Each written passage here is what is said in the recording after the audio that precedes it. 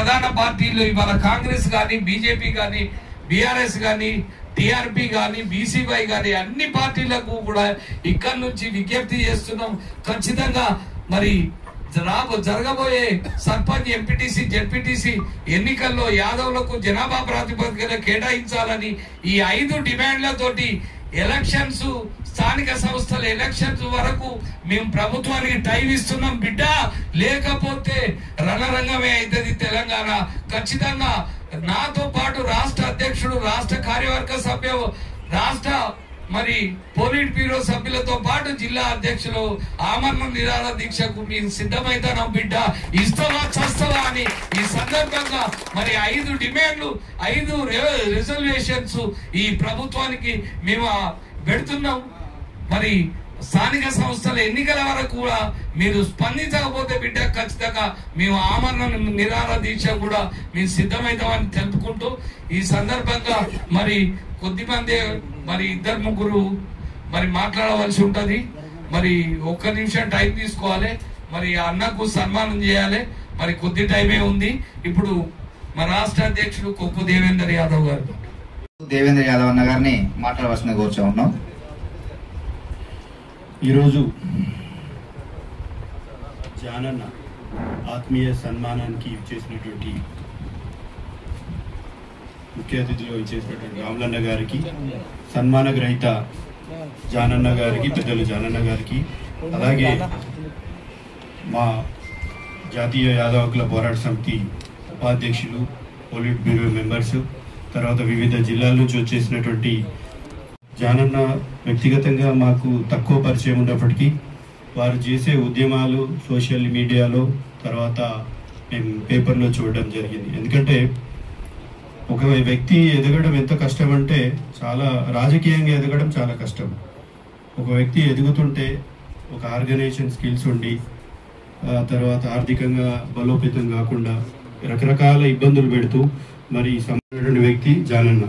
వారికి ఈ సందర్భంగా హృదయపూర్వకంగా శుభాకాంక్షలు తెలియజేస్తూ, భవిష్యత్తులో మరి వారు మరిన్ని పదవులు, ఉన్నత స్థానానికి ఎదగాలని కోరుకుంటూ, ఇంతకుముందు రాములన్న చెప్పినట్టు మరి సూర్యాపేట జిల్లాలో వచ్చే ఎన్నికల్లో 1,00,000 మెజారిటీతో జానన్న గారు గెలుస్తారని ఆశిస్తూ, గెలిపిస్తున్నామని తెలియజేస్తూ, మరి వారి ఎన్నికల్లో ఒకవేళ మనం ఏ పార్టీలకు అతీతంగా వారు మళ్ళీ పోటీ చేసినప్పుడు వారే కాకుండా మరి వివిధ ఏ పార్టీలో ఇచ్చినా మరి మనం అందరం మన వ్యక్తుల్ని గెలిపించుకోవాల్సినటువంటి అవసరం ఉంది.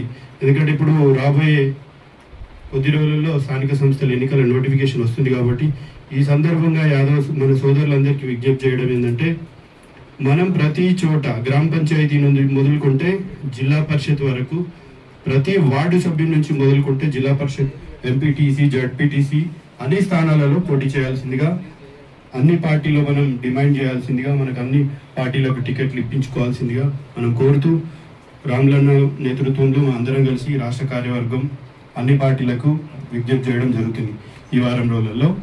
సేమ్ టైం మరి ఇప్పుడు జానన్న గారి గురించి చెప్తే, మరి వారు చాలా కష్టాలు ఎదుర్కొని వాళ్ళ కుటుంబ సభ్యులు, మహిళలు, పిల్లలు అది ఇది అనకుండా చాలా ఇబ్బందులు పెట్టినారు.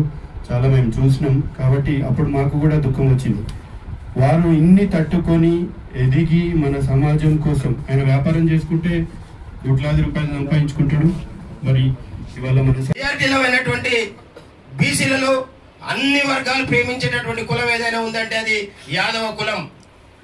మరి అంత గొప్ప కులంలో పుట్టేటువంటి మనం నాయకత్వ పడి మనం పెంపొందించుకోకుండా చూద్దాంలే, అయినాడు పోదాంలే అనేటటువంటి ధోరణి విడనాడాలని కూడా మీ అందరూ కూడా విజ్ఞప్తి చేస్తా ఉన్నాం. నిజంగా సోదరులారా, ఒక్కసారి ఆలోచన చేయండి. ఒక నియోజకవర్గాన్ని తీసుకుంటే ఒక గౌడ సోదరుని, ఒక ముదిరాజు బిడ్డని, ఒక మున్నూరు కాపుని, ఒక పద్మశాలిని, ఈ 4 కులాలని దగ్గర పెట్టుకుంటే మన ఎంబీసీ వర్గాలు ఆటోమేటిక్గా మనతోనే వస్తాయి. మనం ఐక్యమైన తెలిసిన మరుక్షణమే మిగతా వర్గాలు మన దగ్గరకు వస్తాయి. మరి ఇంత అవకాశాలు ఉన్నాక కూడా మనం ఎందుకు వెయిట్ చేయాలని చెప్తా ఉన్నా. మీరు ఒక్కసారి గుర్తు చేసుకోండి, 2014లో కేసీఆర్ తెలంగాణ రాష్ట్రం కోసం నిజాయితీగా పోరాడినాం అనేటటువంటి సంకేతం ఈ ప్రజల్లోకి చేరిన తర్వాత కాంగ్రెస్ పార్టీలో నేనున్న ఆ రోజు 6.5-7 ఫీట్లు ఉన్నటువంటి నాయకులు, తెల్ల కద్దరు చొక్కాలు వేసుకుని రోడ్ల మీద తిరిగేటటువంటి నాయకులు. మరి వాళ్ళు అలా బీఆర్ఎస్ పార్టీ బీఫామ్ తీసుకొని పోయినటువంటి వాళ్ళకు స్లిప్పర్స్ కూడా చక్కగా లేవు, చినిగిన పాయింట్లు, వాళ్ళ స్కూటర్ కూడా చక్కగా లేదు. మా నల్గొండ జిల్లాల చరిత్ర చెప్తా ఉన్నాం. కానీ అక్కడ బీఫామ్ తీసుకుపోయి వేసి వచ్చిన తర్వాత టీఆర్ఎస్ పార్టీ గుర్తు ఎక్కడ ఉందని దోలాడుకుంటూ పోయి మరి అక్కడ ఓటేసినటువంటి చరిత్ర ఈ తెలంగాణ రాష్ట్ర ప్రజలకు ఉంది. తెలంగాణ రాష్ట్రం అనేక రకాల చరిత్రలకు నిలవైనటువంటిది. తెలంగాణ సాయుధ రైతాంగ పోరాటం నుంచి కావచ్చు, తెలంగాణ తొలి మలిదేశ ఉద్యమాలు కావచ్చు, బ్రిటిష్ వాళ్ళది కావచ్చు, నిజాం పోరాటం కావచ్చు, అన్ని ఉద్యమాలకు పుట్టినిల్లు లాంటిది తెలంగాణ రాష్ట్రం. కాబట్టి తెలంగాణలో ఉన్నటువంటి ప్రజలు చైతన్యవంతులు. కానీ ఇక్కడ ఉండబడినటువంటి నాయకత్వమే కొంత వేచి చూసేటటువంటి ధోరణితో ఉంటుంది. కాబట్టి దయచేసి మిత్రులారా, ఎక్కడికక్కడ మీకున్నటువంటి అవకాశాలు ఇంకా ఒకవేళ Congress party, BJP party, BRS party బీఫామ్లు ఇచ్చినా తీసి విసిరేయాల్సినటువంటి చరిత్ర, విసిరేయాల్సినటువంటి సందర్భం మరి ఇప్పుడు మనకు ఆసనమైందనేటువంటి వాస్తవాన్ని కూడా మీ అందరూ కూడా గుర్తు చేస్తా ఉన్నాం. ఇవాళ తెలంగాణ రాజ్యాధికార పార్టీ మొట్టమొదటి సమావేశాన్ని వరంగల్లో నిర్వహించుకున్న సందర్భంలో మనం కొన్ని ప్రకటించడం జరిగింది. అంటే ఇవాళ సగానికి పైన పడినటువంటి 3 లక్షల కోట్ల బడ్జెట్ ఉన్నటువంటి ఈ రాష్ట్రంలో మనం 1 లక్ష కోట్ల బడ్జెట్ తోనే మన బీసీలను బలోపేతం చేసుకుంటాం అనేటటువంటి తీర్మానం చేసుకోవడం జరిగింది.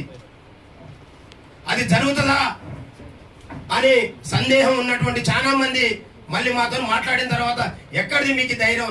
అవును కదా, నిజంగా సగానికి పైన ఉన్నటువంటి ప్రజలకు పంచాల్సినటువంటి వాటా ప్రకారం పంచితేనే కదా ఇవాళ మనం ఈ పంచకపోవడం లేక మనం వెనకబడింది. ఇవాళ ఈడబ్ల్యూఎస్ కోటా ఉంది.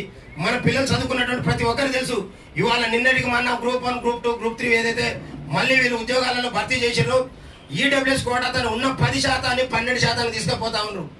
అడిగే వాళ్ళేడు ఇవాళ